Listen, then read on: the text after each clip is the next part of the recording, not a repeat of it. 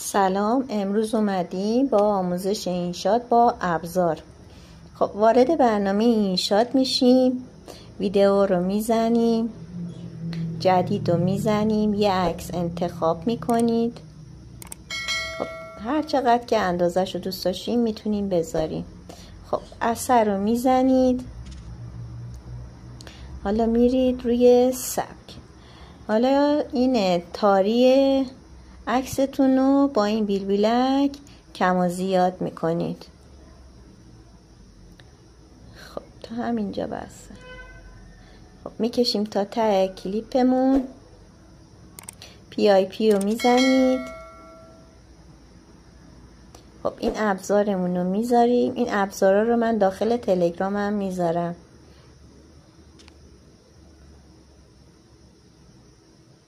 ابزارمون رو میذاریم، دوباره PIP. خب این ابزار پرده سبزمون رو میذاریم. خب هر جا که دوست داشتیم میتونیم بذاریم. من این گوشه میذارم که راحت ببینیم.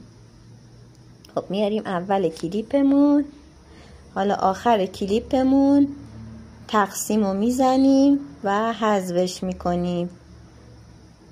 خب حالا اینجا میزنیم روی پرده سبزمون، برش رو میزنید، کروما رو میزنید و میکشید روی سفیدی. استحکام رو بکشید و سایه هم بکشید که کلا محو بشه. حالا تیکو بزنید، دوباره تیکو میزنید و ببینید به این صورت در میاد. خب صادرات میزنیم. خب دوباره ویدیو رو میزنیم، یه پس زمینه سیاه انتخاب میکنیم. حالا دوباره به اندازه همون کلیپی که داریم عکسامون رو یکی یکی وارد میکنیم. خب عکس اولمون رو بذاریم. حالا انیمیشن میخوایم بهش بدیم. هر کدوم از انیمیشن ها رو که دوست داشتین میتونین روش اعمال کنید.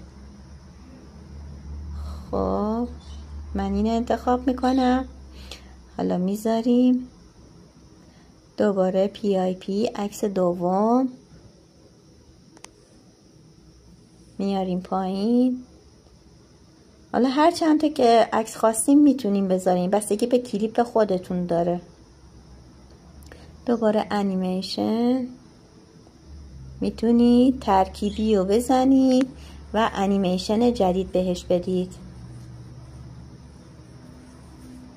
دوباره میاریم پایین،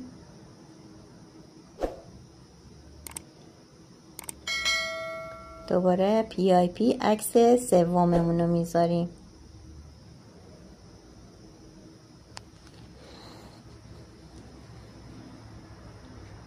خب دوباره انیمیشن،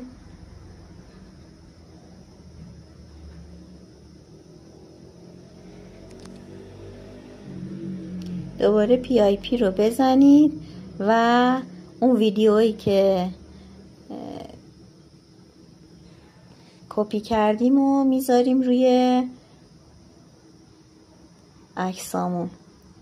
خب برش رو میزنید، کروما رو میزنید و استحکام رو میکشید روی قلب تا سبزیش بره. سایه هم همینطور. ببینید به این صورت در میاد. حالا اگه دیدید عکساتون نامیزونه میتونید روی عکساتون بزنید، عکساتون رو میزون کنید و دوباره روی همون ویدیوتون بزنید، میره داخل ویدیوتون.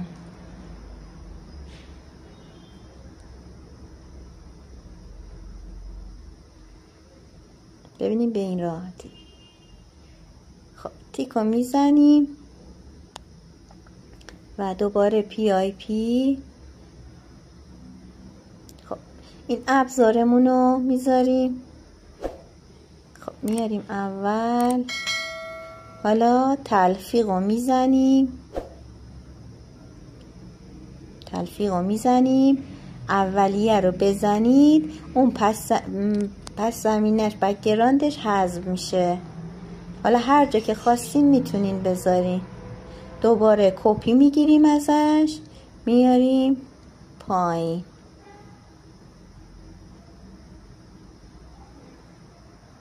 حالا هر جا خواستیم میتونیم بزنیم، ولی من اینجوری درست کردم. و دوباره PIP. اینم بهتون بگم اگر دیدین که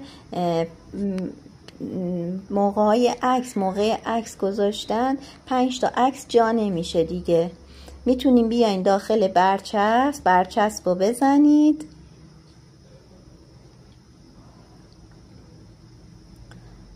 ببینید داخل برچسب رو بزنید، این آدمکه رو که دوتاه بزنید و تایپوگرافیتون رو انتخاب کنید.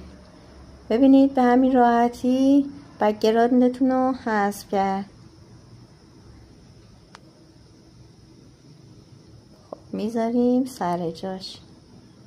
اینم تا آخر کلیپمون میدیم.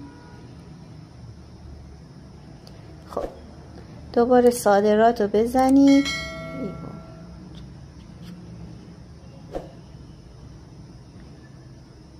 اثر رو بزنید و برید جشن.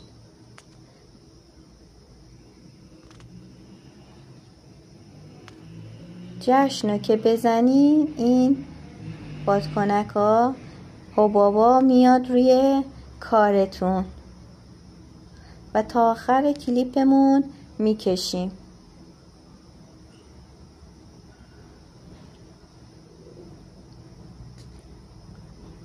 خب میخوایم موزیک بذاریم. استخراج صدا رو میتونید از روی ویدیوهاتون بگیرید. استخراج این مال من، موسیقی من میشه که برید از روی آهنگاتون بردارید. حالا من استخراج از صدا گرفتم ازش.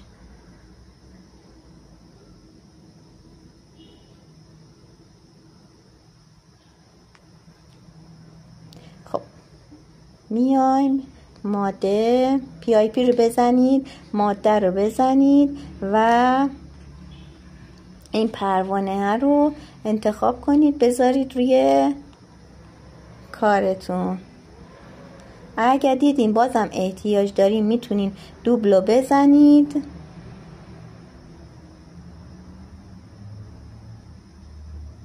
و تقسیم کنید. اگر دیدید اضافه است میتونید تقسیم رو بزنید، تقسیم کنید، حذفش کنید و به همین راحتی ما تونستیم